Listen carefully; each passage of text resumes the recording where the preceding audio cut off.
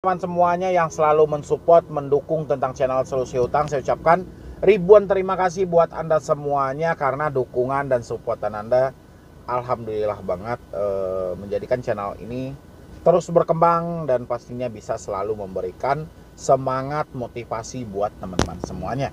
Oke. Hari ini yang mau kita bahas itu tentang pinjol legal PS ilegal ya.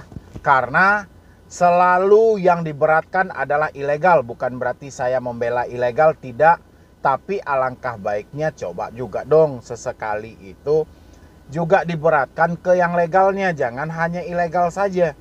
Ya, ini seakan pinjol ilegal saja yang melakukan, pinjol legal tidak gitu loh. Dan hari ini kita mau bahas tentang pinjol legal PS ilegal, apa sih hubungannya yang legal ini dengan OJK sehingga selalu dibiarkan dan dibiarkan. Yang masuk ya, satu DM-an yang masuk ini lumayan panjang banget di sini. Nanti kalau bisa saya munculkan di samping layar sini ya, saya bacakan samping layar sini. Assalamualaikum Bang Medi, perkenalkan nama saya Muhammad, berasal dari Depok. Setelah sekian lama saya menikmati sendiri masalah saya dengan pinjaman online. Baru ini saya mendapatkan pencerahan dan kekuatan untuk bangkit lagi. Awalnya saya mengenal pinjol ketika saya terpapar COVID-19 yang harus dirawat selama 20 hari. Setelah dirawat saya harus isoman dan selama 7 hari di rumah. Pada saat itu anak saya baru berusia 3 bulan. Dan karena suatu hal anak saya harus konsumsi susu bubuk. Dan berbarengan juga ibu saya dirawat akhirnya meninggal karena COVID. Ya, cukup prihatin ya. Mulai dari situlah keadaan ekonomi keluarga saya berantakan dan berujung dengan pinjol. Gaji saya habis terpotong karena saya dirawat, belum lagi harus beli susu dan merawat ibu saya. Gali lubang, tutup lubang saya jalani dan tak terasa sampai 16 aplikasi pinjol. Yang saya pinjam sadar sudah tak terbayar lagi. Saya jual 2 motor saya, namun tak menutupi juga saya pinjam ke koperasi tempat saya kerja 40 juta juga tak tertutup. Sekarang tersisa aplikasi kredit pintar, EasyCash, Tunaiku, Mau Cash, dan Kredito. Setelah saya bayar dari penjualan 2 motor dan pinjam di koperasi 40 juta, sekarang saya tak sanggup lagi membayar pinjol-pinjol tersebut. Saya sudah habis-habisan, saya tak sengaja buka YouTube dan menemukan channel Bang Medi di sana. Saya benar-benar terbuka kembali pikiran saya, benar-benar semangat lagi untuk bangkit dari keterpurukan ini. Terima kasih Bang Medi atas inspirasinya untuk membangkitkan semangat hidup saya, tapi masih menjadi ganjal di hati saya. Apakah benar jika gagal bayar tidak bersangkut masalah hukum? Ya, itu yang pertama pertanyaan dia. Yang kedua, jika ada DC datang ke rumah, apa yang harus saya lakukan? Mengingat saya tinggal berdekatan dengan mertua saya yang mempunyai darah tinggi. Yang ketiga, jika saya sudah tidak mampu bayar, apa yang mesti saya lakukan? Sebab selain caci maki DC juga menawarkan berbagai macam kemudahan. Memohon pencerahan dan petunjuk Bang Medi. Terima kasih banyak Bang.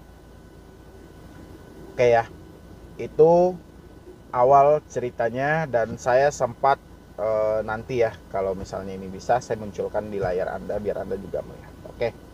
Pertanyaan yang paling pertama, apa benar jika kita gagal bayar pinjol akan tersangkut masalah hukum? Hukum apa ini? Ya, hukumnya hukum apa dulu gitu loh. Kalau yang dilontarkan debt collector ada hukum perdata dan ada hukum pidana. Ya, kalau untuk hutang piutang memang cocoknya diarahkan ke perdata secara one prestasi. Cuman yang menjadi bahan pertimbangan, apa mungkin pinjol mau mengeluarkan uang secara cuma-cuma, sementara untuk rugi 1.000 perak pun mereka tidak mau. Bagaimana mereka mau mengeluarkan uang yang dengan nominal jutaan dan mereka harus menyewa penasehat hukum? Walaupun legal dari penasehat hukum di sebuah perusahaan itu ada, tapi ya tetap aja mereka akan mengeluarkan uang yang cukup luar biasa. Apakah pinjol mau? Ya, secara sejauh ini orang negosiasi, ya, itu aja masih kesulitan. Bagaimana dia akan mengeluarkan uang secara cuma-cuma hanya untuk memproses Anda ke jalur hukum, apalagi ini perdata, bukan pidana ya, perdata. Ya, jadi saya bilangin itu tidak masuk akal dan belum tentu akan terjadi. Ya, jadi teman-teman jangan sampai tertekan hanya sebatas kita gagal bayar nanti kita diproses hukum. Jangan sampai itu yang menjadi penekanan bagi diri Anda. Habis itu yang kedua, jika ada DC datang ke rumah, apa yang harus saya lakukan mengingat saya tinggal berdekatan dengan mertua saya yang mempunyai darah tinggi. Oke. DC datang nggak ada masalah, pintu rumah kita terbuka kok untuk siapapun yang ingin bertamu asalkan masih dalam tahapan jam untuk bertamu. Ya, kita nerima tamu dari jam berapa misalnya dari jam 4 sore sampai jam 9 malam. Lewat dari itu bukan jam bertamu lagi. Dan si DC mau bertanya tentang apa ini? Soal tagihan kita jelasin. Ya, seperti apa Anda menjelasin kepada saya, seperti itu juga Anda menjelaskan kepada debt collectornya. Kalau debt collectornya bisa memahami, syukur. Kalau tidak bisa memahami, itu hak mereka.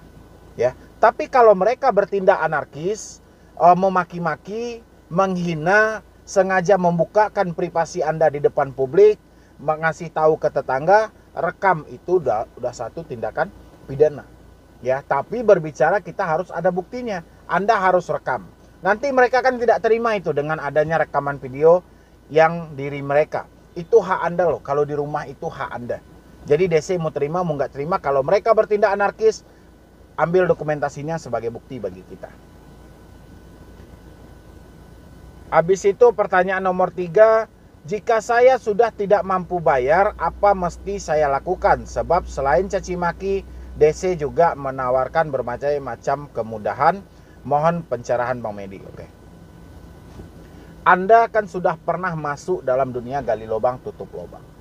Ya, dari dulu Anda sudah kehilangan 2 motor, sudah minjam di koperasi 40 juta, tapi hutang tidak lunas. Sekarang DC mencaci maki, kita mempunyai satu alasan untuk tidak lagi membayar. Ya, kenapa? Karena kita sudah dicaci maki. Tidak ada perjanjian sebelumnya ketika kita gagal bayar, kita akan dihina dan dicaci maki. Ya, itu yang paling pertama. Yang kedua, dia juga menawarkan berbagai macam kemudahan. Kemudahan nggak ada masalah. Kemudahan yang mereka tawarkan misalnya bayar pokok. Kembali lagi ke diri kita. Kita ditawarkan bayar pokok, kita mampu atau tidak? Ya, kalau mampu selesaikan. Kalau tidak mampu ya sama aja, penawaran mereka juga tidak bisa kita terima. Ya, habis itu mereka menawarkan juga untuk meminjam di tempat lain, jangan sampai terjadi. Ya, ingat di atas tadi Anda terjebak sejauh ini akibat gali lubang tutup lubang. Sekarang Anda terjebak di 2 aplikasi atau 3 aplikasi, tahan aja di sini. Jangan sampai Anda jadikan 3 aplikasi ini menjadi 6 aplikasi akibat kecerobohan Anda gali lubang tutup lubang. Ya, itu saya sampaikan buat teman-teman semuanya, terutama dimanapun Anda berada. Ya, mau Anda terjebak di pinjol legal atau ilegal terserah, yang penting jangan sampai gali lubang tutup lubang. Ya, meskipun banyak penawaran dengan kemudahan, semuanya kembali ke inisiatif Anda pribadi. Ya, dan saya yakin kemudahan yang ditawarkan itu selain meminjam di tempat lain, pasti Anda akan ditawarkan untuk membayar pokoknya. Untuk membayar pokok nggak ada masalah sejauh Anda masih mampu.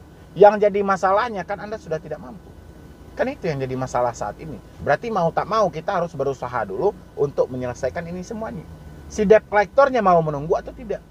Kalau si debt collector mau menunggu, ya oke, kita akan usahakan. Ya. Kalau mereka tidak mau menunggu, ya udah itu urusan mereka. Ya. Dan di sini juga disampaikan kan dia terjebak di aplikasi yang tersisa Kredit Pintar, EasyCash, Tunaiku, Mau Cash, dan Kredito. Berarti masih ada 5 aplikasi. Jangan sampai yang 5 aplikasi ini Anda jadikan 10 aplikasi. Ya. Dan satu hal lagi juga saya sampaikan buat otoritas jasa keuangan ya. Yang sejauh ini sudah berapa banyak itu pinjol-pinjol legal yang telah dilaporkan oleh warga terhadap Anda atau masyarakat terhadap Anda ya. Dan itu sama sekali tidak digubris ya. Ada apa ini sebenarnya pinjol legal dengan OJK? Ya.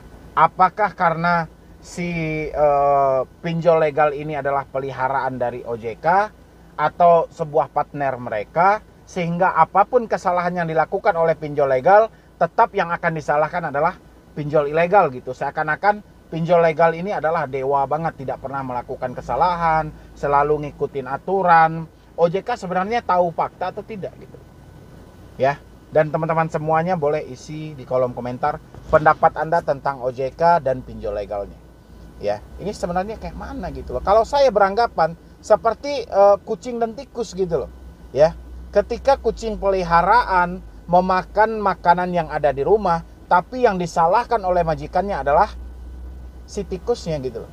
Padahal yang kurang ajarnya si kucing peliharaan. Tapi karena kucing peliharaan ini ketika dengan majikan itu selalu bermanja-manja, sehingga majikan tidak curiga sama sekali. Atau seperti itu. Ya. Atau saking pandainya pinjol legal ini dengan OJK, sehingga tidak ada timbul suatu kecurigaan sama sekali bahwa mereka mempekerjakan pihak ketiga yang salah, yang melakukan penekanan di lapangan. Ya.